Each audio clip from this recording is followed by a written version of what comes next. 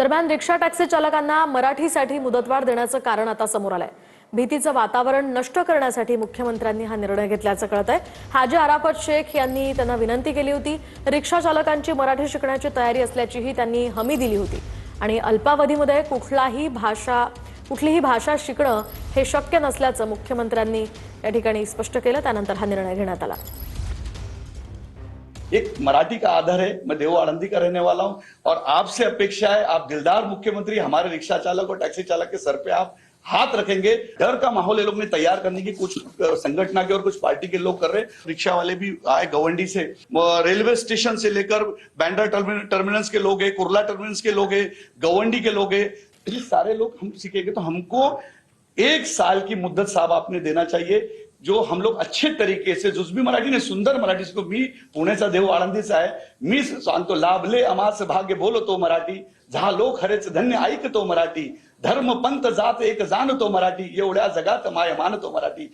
वो ये बोलती है कि मैं रिक्शा में इसलिए बैठी कि हम देवेंद्र फडणवीस जी के राज में है, हम सुरक्षित है। आपकी रिक्शा में बैठने का कारण ये है कि उसके ऊपर देवेंद्र जी का फोटो लगा हुआ था।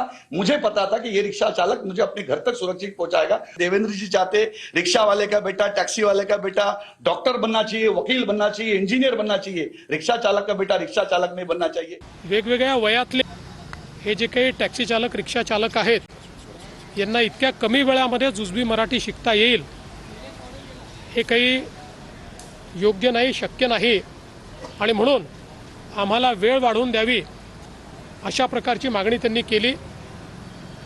त्यांनी 1 वर्षाची मुदतवाढ मागितलेली आहे। मी आज हा निर्णय केलेला आहे की 1 वर्षाची मुदतवाढ याला देण्यात येईल। कोणतीही कारवाई दरम्यानच्या काळात केली जाणार नाही आणि जुजबी मराठी जी आहे ही सर्व ऑटो चालक आणि रिक्षा चालक आणि टॅक्सी चालकांना ते शिकवतील।